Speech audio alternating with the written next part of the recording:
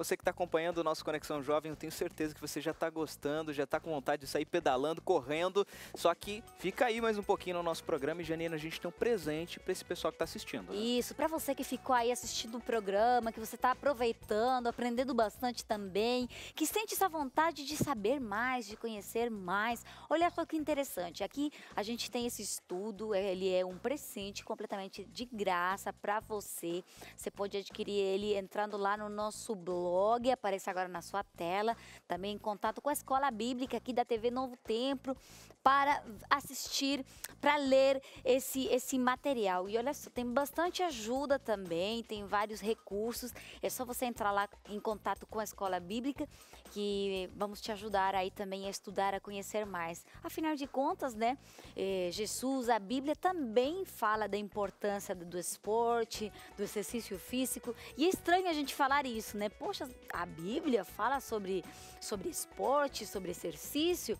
Vocês veem, pessoal, trazendo agora um pouquinho a questão da Bíblia, vocês veem algum exemplo assim na Bíblia dessa questão da importância do esporte também em questões, quem sabe até espirituais? Paulo falava muito sobre a corrida da fé, né? Ele vivia num contexto muito esportivo, né? E ele falava sobre isso, então, com certeza, o esporte ajuda também na parte espiritual. O próprio exemplo da meditação de hoje, né?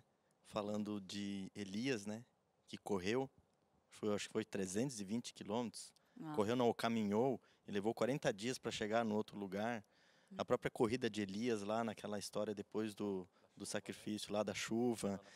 Então, eu acho que o esporte, ele traz para você a chance de fazer uma atividade física. Se você quebrar o seu braço, né? Digamos que você quebre o cotovelo e você tem que trabalhar uns 40 dias com ele engessado, quando você tirar o gesso, o que vai acontecer? Você vai ter que fazer alguns dias de fisioterapia doloroso, né, que vai judiar de você. O nosso corpo não foi feito para ficar parado. A gente precisa se movimentar, precisa fazer o sangue circular, precisa aproveitar toda essa energia para você desenvolver os seus hormônios corretamente, né, para dormir bem, diminuir a ansiedade. E se a gente parar para analisar aqui tanta função fisiológica que vai abrir a sua mente, né? E eu me sinto muito bem. Se eu fizer uma atividade física e eu tiver um tempo de leitura, eu vou estar com o meu corpo bem relaxado, né? Você tem uma capacidade de entender as coisas de uma forma mais clara também, né? Eu sinto isso para mim. Então, eu acho que vale muito, tem muito a ver com a inteligência emocional também. Mente sã, corpo são, ou corpo são, mente sã, acho que é... Tudo tem a ver, né? Tudo está interligado. Agora, falando de hábitos, tem outras questões que a gente também pode aprender nessa questão do esporte, desde relacionamentos até questões de domínio próprio, de constância, perseverança. Que lições vocês sentem que o esporte trouxe para a sua vida? Bom, eu acho que a superação, eu acho que é um ponto bem fundamental nisso. Eu vou contar um pouco da minha história, né? Melhor do que contar dos outros. Eu, quando comecei a pedalar com o Lanei, no grupo de Jundiaí, eu tinha muita dificuldade de acompanhar eles, porque em 2009 eu rompi um músculo da coxa atrás, eu não conseguia manter o movimento, enfraqueceu, eu não tratei. Sou fisioterapeuta de formação, mas nunca cuidei de mim, né? E, enfim, eles me estimularam, começa a correr, porque corrida ajuda a desenvolver e tal, para progredir melhor no pedal. E eu comecei a correr, e nisso eu comecei a me desafiar. Eu não conseguia correr 100 metros antes. Para brincar com as minhas crianças, eu me sentia frustrado, porque eu sempre fui de atividade esportiva e não conseguia brincar com os meus filhos. Eu comecei a me desafiar, e aos poucos eu fui superando tudo isso, né? Eu me emociono um pouco, porque uma história que me traz alegria, porque eu superei uma grande dificuldade de uma vida inteira. Uma vida inteira não, mas eu tinha uma vida, eu arrebentei o músculo e depois eu mudei, eu não conseguia mais ser aquele que eu era. E de repente, por conta de um estímulo de um que falou, faz isso, você começa a fazer, você supera aquilo, você se desafia, se eu conseguir chegar aqui, eu consigo chegar lá. E você vai indo, vai indo, vai indo. Hoje, quando eu menos esperava, eu estava correndo 9 quilômetros já, eu não corria 100 metros, né? Então, isso é o que faz bem de você conseguir incentivar as pessoas que estão ao seu redor, para que também se desafiem, também façam. A superação, ela é constante, porque o nosso corpo ele não foi feito para ficar estagnado, né? O nosso corpo, ele evolui, ele cresce. Você vai numa academia, você vai fazer exercício, o seu músculo vai crescer assim constantemente. Então, a superação, ela nunca acaba. E isso é uma retroalimentação, você vai motivando cada vez mais. É incrível isso que você falou, e o que me faz pensar da importância do projeto de vocês, porque vocês praticam o esporte com responsabilidade. Agora, eu queria saber de vocês, que tipo de cuidados a gente tem que ter na hora de... Porque a gente sabe que tem que ter superação, tem que ter vontade de ir lá, mas tem algum limite? O que a gente tem que cuidar na hora de praticar o esporte? Tem. Nunca ultrapasse o limite do seu corpo. Se você sentiu que você está ultrapassando, não faça isso. Já vi pessoas caírem no chão, às vezes até meio inconsciente, porque quis avançar mais só para tentar chegar primeiro que o outro. Não. Vá aos poucos. É um passo de cada vez. Que o rendimento vem com segurança, né? Os equipamentos, tem que ter equipamento. Já vimos várias fotos, até amigos meus, que caíram e o capacete salvou a vida dele. Você está sujeito a cair. Cuidar da roupa que você veste, cuidar daquilo que você come, te proporciona formas de você executar aquilo, cada vez ganhando um pouquinho mais de resistência, um pouquinho mais de satisfação naquilo que você faz, né? O início pode ser doloroso, mas se você persistir, já na terceira vez, você vai ficar assim, ó, consegui aquilo que não... Meu filho falou isso, consegui isso, na terceira vez que a gente foi numa subida que ele tinha para ele como a mais difícil, ele, consegui. Isso aí dá um respiro no corpo, te impulsiona assim, que você quer fazer de novo e quer atingir novos objetivos, novos lugares, novas paisagens, novas cachoeiras, novos grupos, novas pessoas. E aí não para mais. Não pode querer se comparar aos colegas. Vencer o limite do colega. É o seu limite. Esse é, acho que, um dos principais cuidados para você não se frustrar, não se machucar. É o seu limite. E um item importantíssimo do esporte é você depender de Deus e fazer sempre uma oração. A gente tem vários casos hoje de amigos que não compartilham da mesma fé, mas têm alguma religião. E às vezes a gente vai sair antes do pedal, sempre a gente ora, tem uma meditação. E às vezes a gente esquece por algum motivo e eles alertam a gente. A gente não vai orar, não vai pedir a proteção de Deus. Então isso tem que ser básico na vida e em qualquer atividade. Né? Que legal. E olha só, a gente já está quase chegando aqui no final do programa, mas sempre temos um momento especial. Pedimos aí para o pastor Marcelo gravar um vídeo para a gente, explicando um pouquinho mais. Qual que é a visão bíblica do esporte? Será que tem alguma explicação? Será que o esporte tem alguma coisa a nos ensinar para nossa caminhada espiritual também? Vamos ver o que ele respondeu. Tudo bom, meus amigos? Um abração para vocês que estão aqui com a gente mais uma vez no Conexão Jovem. Eu tenho o prazer de receber vocês aqui na minha casa, em São Carlos, e participar com uma visão mais bíblica e espiritual sobre os assuntos que a gente sempre trata aqui no nosso programa. Hoje nós falamos de uma coisa que eu acredito que, além de ser boa, útil para todo mundo, é um desafio para muitas pessoas, né? E eu me incluo aqui nesse grupo. Nós falamos sobre os esportes. E eu estou precisando praticar um pouquinho mais, né? Na verdade, nem um pouquinho mais. Eu estou precisando de praticar os esportes, né? Eu gosto muito dos esportes, pratiquei muitos esportes quando eu era adolescente, quando eu era mais jovem. Mas a gente acaba sendo engolido pela correria do dia a dia da vida e a gente esquece de tratar de um aspecto importante da nossa vida, que é a qualidade de vida, a melhoria do funcionamento todo da nossa máquina física. Mas a grande questão aqui, que me traz aqui a oportunidade de falar para vocês, não é simplesmente entender ou avaliar a utilidade dos esportes do ponto de vista da saúde, porque isso é uma coisa incontestável. Mas a Bíblia, ela nos oferece visões espirituais e sociais que podem vir para nós, para outras áreas da vida, do próprio mundo dos esportes. Tem um texto aqui que eu quero ler com vocês, que é o texto que Paulo escreve na primeira carta que ele envia aos Coríntios, 1 Coríntios capítulo 9, verso 24 em diante, ele diz assim: vocês não sabem que os que correm no estádio, todos na verdade correm, mas só um leva o prêmio? Corram de tal maneira que ganhem o prêmio. Todo atleta em tudo se domina, aqueles para alcançar uma coroa corruptível, nós, porém, a incorruptível. Assim corro também eu, não sem meta. Assim luto, não como desferindo golpes no ar, mas esmurro o meu corpo e o reduzo à escravidão, para que, tendo pregado a outros, não venha eu mesmo a ser desqualificado.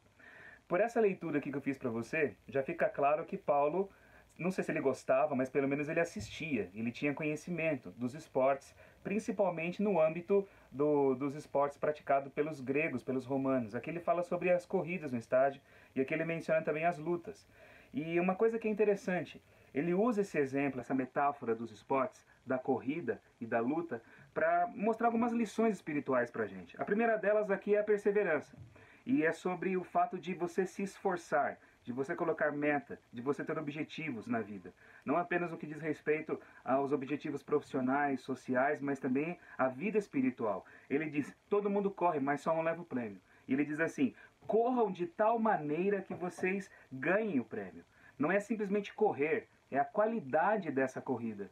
É a tenacidade, é a gana, é a vontade, é a disposição, é a perseverança nessa caminhada cristã que ele coloca aqui. Porque muita gente corre.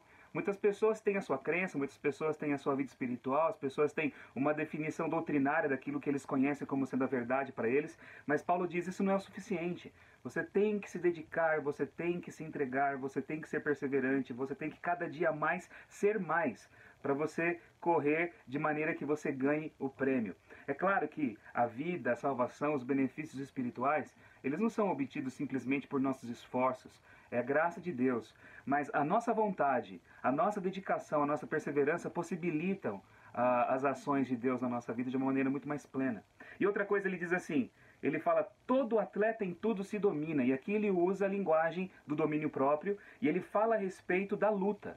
E é engraçado que ele aplica a luta não em relação à coletividade, ao outro, mas a si mesmo.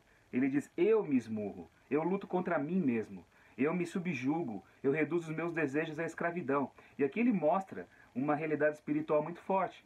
Os nossos inimigos, ou aquilo que nos incapacita, que nos limita, aquilo que nos restringe a viver mais, a enxergarmos mais, a conseguirmos mais, não é o outro, não são as circunstâncias exteriores.